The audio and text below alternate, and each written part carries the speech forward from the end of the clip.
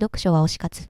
ジャズ史上最も売れたピアノアルバム、ケルンコンサートでも知られるピアニスト、キース・ジャレットです。キースがニューヨークに移住した年、それはあのビートルズがアメリカに上陸した年でもあります。完全即興のソロピアノコンサートツアーです。楽譜も事前に決めた曲も一切なし、すべてその場で作り上げる音楽。ちょっと想像しづらいかもしれませんが、とにかく何も決めぬまま弾き始めるということです。ジャズ、クラシック音楽の両方で活躍した稀有な音楽家とはどんな人でしょうか？フリーアトリエセイへようこそ、セイです。今回はジャズの偉人を紹介していきます。偉人紹介も第3弾となりました。シャープ1では、ジャズの帝王、マイルス・デイビス。シャープ2では、数多くのスタンダードナンバーを作曲したジャズ界の巨匠、デューク・エリントンを紹介しました。シャープ3で紹介するのは、ジャズ史上最も売れたピアノアルバム、ケルンコンサートでも知られるピアニスト、キース・ジャレットです。完全即興のソロピアノ演奏の先駆者として、また音楽そのものの本質を追求した芸術家として、今でも世界中で愛され続けています。シャープ1のマイルス・デイビスのバンドでも一時期活躍していたキース・ジャレットは、私が一番好きなピアニストです。ジャズ、クラシック音楽の両方で活躍した稀有な音楽家とはどんな人でしょうか？生い立ちから晩年の演奏活動、おすすめのアルバムまで一気に紹介していきます。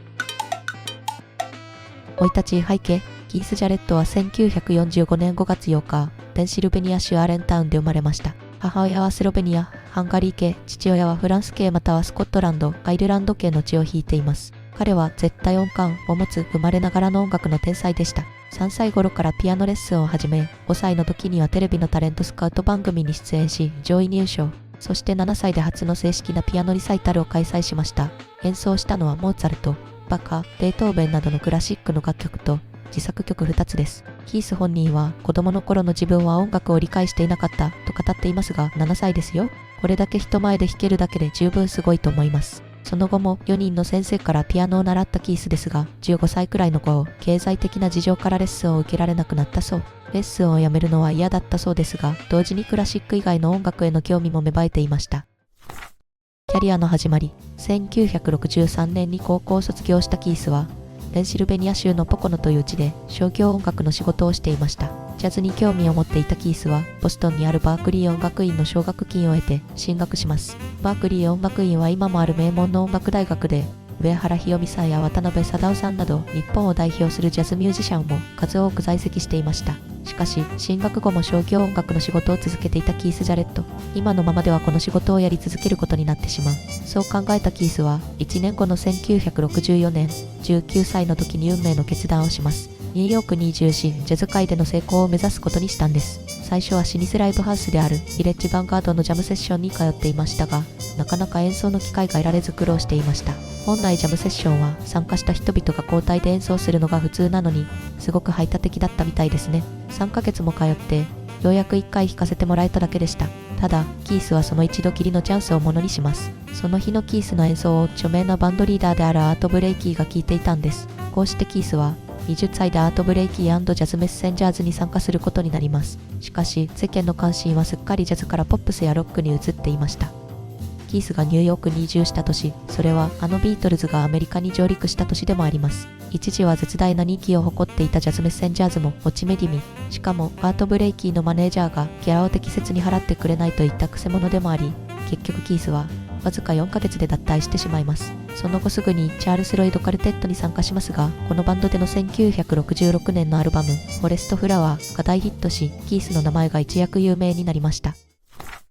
マイルスとの出会い。キースのキャリアで最も重要な出会いの一つが、1970年、25歳の時にありました。マイルス・デイビスのバンドに参加することになったんです。ただし、これには大きな問題がありました。実はキースは、キーボードやシンセサイザーといった電子楽器が嫌いだったんです。この時、マイルスは44歳。同年には、ジャズにロックの要素を取り入れた、フュージョンというジャンルを確立したアルバム、イッジズ・ブリューを発表するなど、電子楽器に強い関心を抱いていた時期です。そのため、マイルスがキースに求めたのは、電子楽器の音色。尊敬するミュージシャンと共に演奏するか、自分の美学を貫くか、葛藤したと思いますが、それでもマイルスへの敬意から約1年半、電子楽器を使って演奏を続けました。1970年のマイルス・デイビス・アット・フィルモアなどの名盤に参加しています。動画を見てくださった 95% 以上の方が未登録です。よろしければチャンネル登録をお願いいたします。ECM レコードとの出会い。もう一つ忘れてはいけない大きな出会いは、1971年26歳の時にありました。ドイツの独立系レーベル ECM レコードとの契約です。プロデューサーのマンフレッド・アイヒャーは、キースの才能を信じて、彼に完全な芸術的自由を与えました。第1作、フェイシング U をリリースし、これがキースの50年以上に及ぶ ECM との関係の始まりとなります。結構、レコード会社によって音楽的特色があって、私は ECM の音楽がかなり好きですね。ジャズの音楽をこれから聴いていきたいという方は、レコード会社に注目してみるのもいいと思います。一つ好きなアルバムを見つけて、そのアルバムが出ているレコード会社が出している他のアルバムを探していくと、好きな音楽がどんどん広がっていくはずです。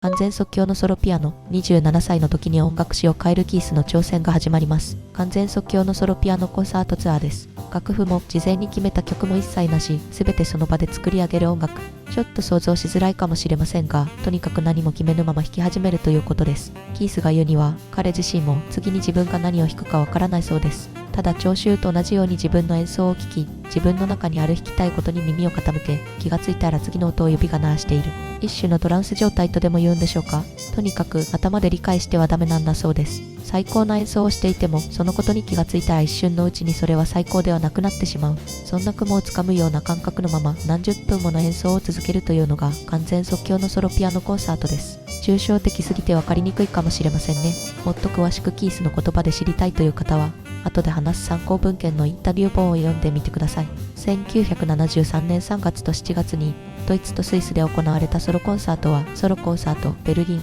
ローザンヌとして3枚組 LP でリリースされ、タイム誌やダウンビート誌で年間最優秀ジャズアルバムに選ばれました。しかし、キース最大の伝説は1975年1月24日の夜に生まれます。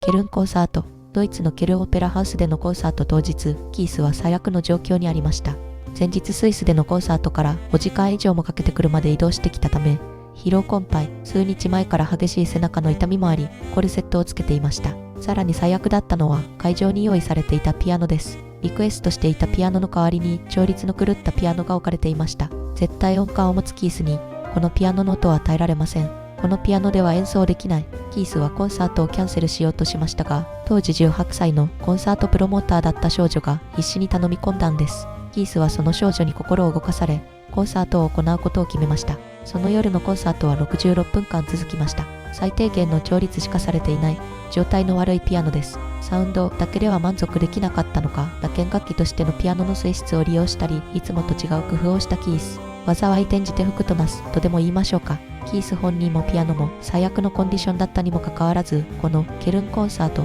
は史上最高売上のピアノソロアルバムとなり、400万枚以上を売り上げています。2025年にはアメリカ議会図書館のナショナルレコーディングレジストリーにも選出されました。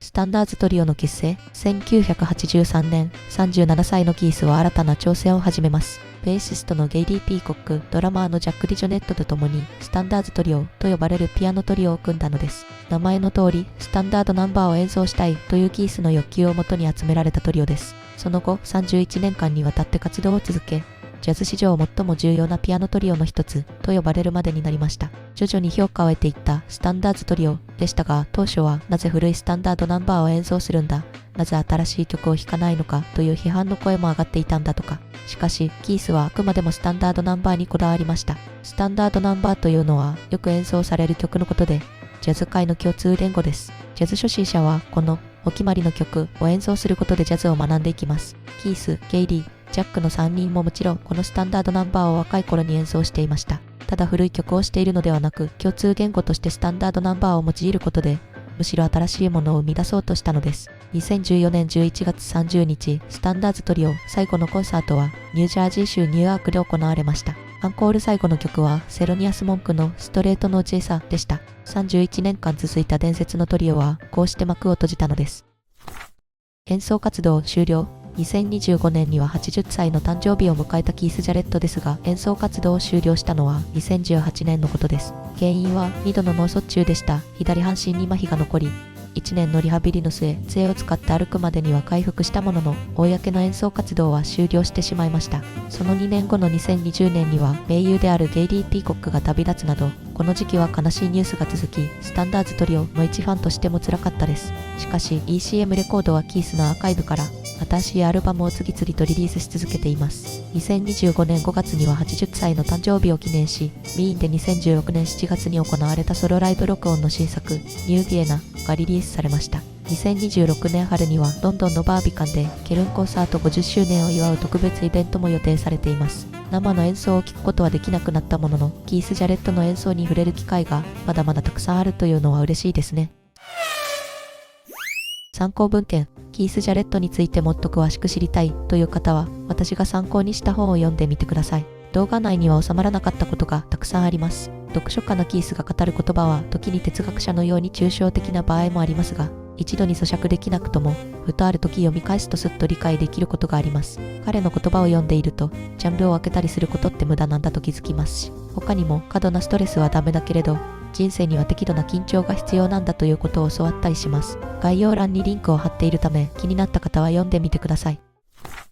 聴いてみたい方へ、キースの音楽を初めて聴く方におすすめのアルバムを紹介しますが、一点、聴く前に注意点が、キース・ジャレットは演奏しながらうめき声を上げることで有名です。本人曰く、感情的になっているわけではなく、音楽から受け取ったものが溢れ出しているそうなのですが、初めて聴いた方は、楽器以外の音が聞こえると驚かれるかもしれないため、あらかじめお伝えしておきますね。それでは、おすすめのアルバムをジャンルごとに紹介します。まずは、ピアノソロから、絶対に外せないのが、ケルンコンサートです。こちらに関してはエピソードを語りましたからすぐに聞きたいという方も多いのではないでしょうか。史上最高売上のピアノソロアルバムであり、キースの代名詞的作品です。同じくピアノソロアルバムでおすすめのものがもう一作。2016年に発表されたが、マルティキュード・オブ・エンジェルズです。1996年10月にイタリアで行ったソロパフォーマンスを収録した作品です。キースは2018年に完全に演奏活動を終了する前にも、慢性疲労症候群で活動休止をしているんですが、この収録された演奏は、